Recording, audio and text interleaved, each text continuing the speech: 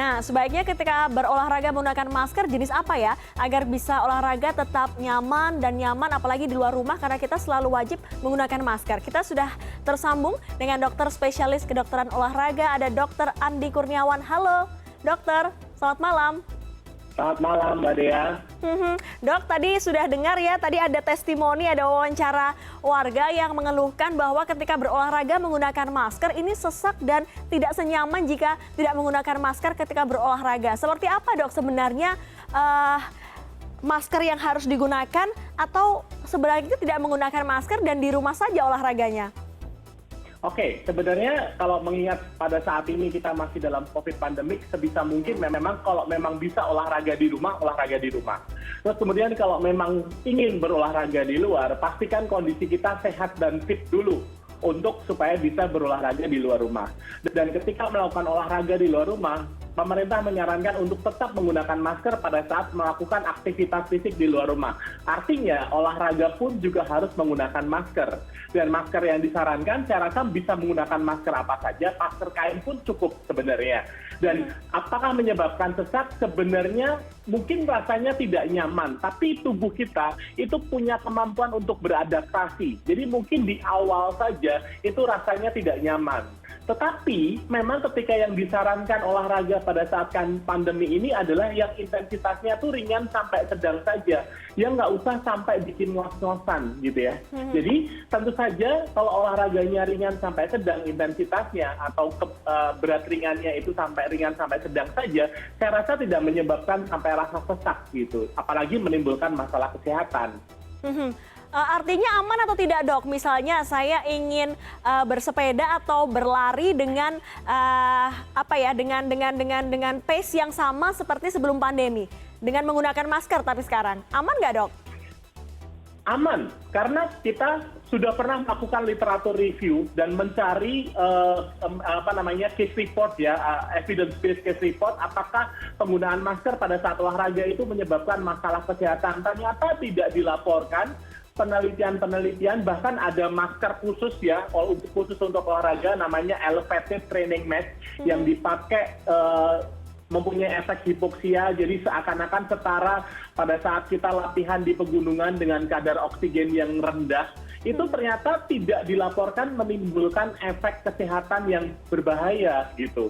Jadi sudah ada penelitiannya dan tidak pernah dilaporkan. Jadi sebenarnya jangan, kalau misalnya ada kasus yang meninggal bersepeda menggunakan masker, bukan karena maskernya. Mungkin individu tersebut punya masalah jantung atau punya masalah kesehatan yang lain sehingga menyebabkan olahraga dan meninggal pada saat olahraga gitu. Jadi ini mungkin saja yang seperti saya pernah ketemu juga dok dengan beberapa teman yang juga bersepeda, saya ketemu di jalan begitu, mereka tiba-tiba seperti serangan jantung tapi mengaku sesak napas. Apakah ini ada urusannya dengan kapasitas paru-paru ketika mereka berolahraga kemudian menggunakan masker?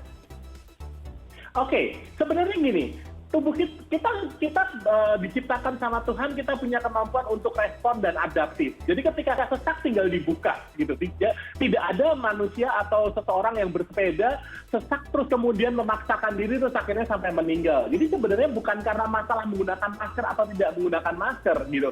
Tapi memang apakah ada overtraining, apakah ada olahraga yang berlebihan, apakah ada penyakit yang menyerta sebelumnya, itu yang sebenarnya menjadi bisa saja menyebabkan kematian. Jadi saya yakin sekali bukan karena maskernya gitu. Tapi memang ketika memang menggunakan olahraga masker tidak boleh melakukan olahraga yang intensitas tinggi.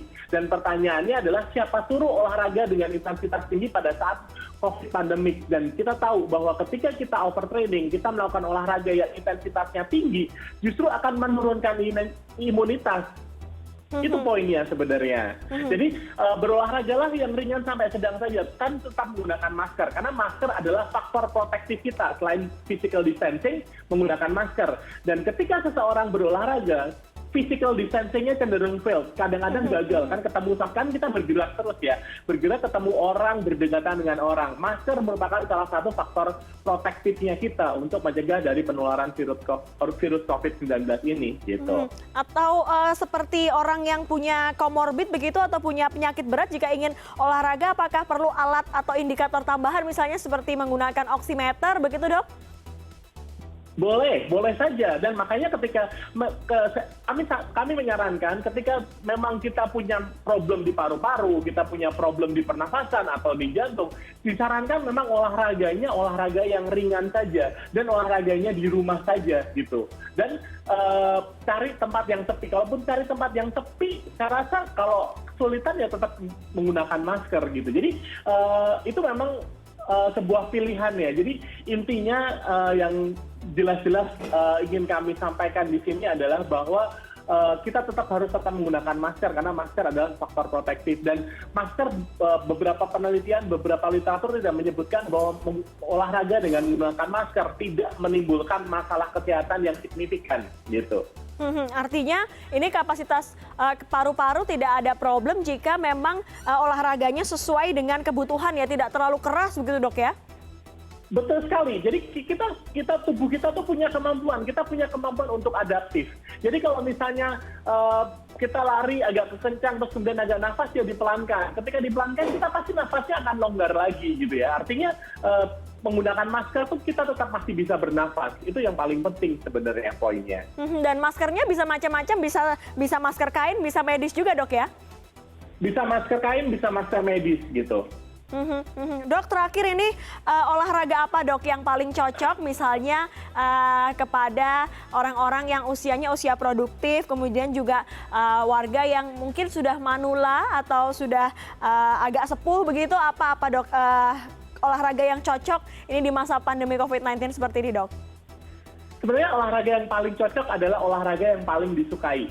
Pilihlah olahraga yang ketika dilakukan tuh kita merasa happy, kita merasa senang dan mampu laksana. Sesuaikan dengan kondisi tubuh kita. Jadi kalau lansia ya olahraga misalnya sambil di kursi, sambil senam, kita mengikuti senam virtual yang ada di YouTube atau senam virtual osteoporosis misalnya seperti itu ya. Ada di YouTube tuh ada. Terus kemudian kalau misalnya untuk yang dewasa muda saya rasa disesuaikan sama tubuhnya, karena pada saat COVID ini cenderung banyak orang yang tadinya nggak pernah olahraga, dan ketika olahraga itu langsung ikutin tren, tidak menyesuaikan dengan kondisi tubuhnya sendiri. Itu yang menjadi poin penting, berolahraga sesuai dengan kondisi tubuh kita gitu.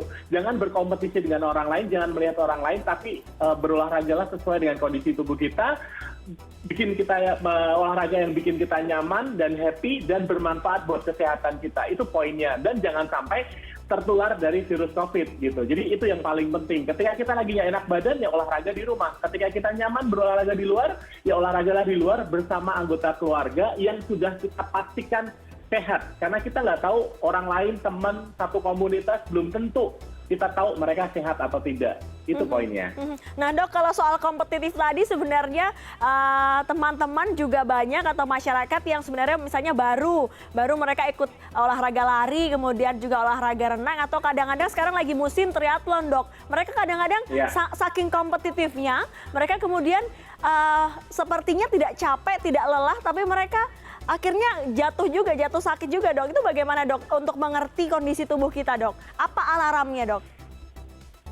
Tubuh kita pasti mempunyai alarm ya. Tubuh kita pasti mempunyai sign atau mengeluarkan sign atau sinyal-sinyal ketika tubuh kita itu ngerasa capek. Kita bisa menggunakan misalnya heart rate monitor. Saya rasa para pesuka lari, triathlon atau berenang itu mereka menggunakan activity tracker, dan kita bisa melihat parameter denyut jantung misalnya, atau kita bisa melihat parameter heart rate. Jadi yang paling penting sebenarnya kadang-kadang teman-teman komunitas, teman-teman yang recreational athlete gitu ya, itu selalu mengabaikan yang namanya sign-sign dalam tubuhnya. Kadang-kadang udah ngerasa capek atau ngerasa pegel atau ngerasa sakit di lututnya, di tubuhnya, itu terlalu dimaksakan karena hal yang seperti hal tadi kompetitifnya itu di antara mereka. Dan perlu saya ingatkan lagi, saat ini masih dalam COVID pandemic. Jadi kompetisi race juga belum ada dalam beberapa waktu dekat ini. Atlet kita aja, atlet Indonesia saja masih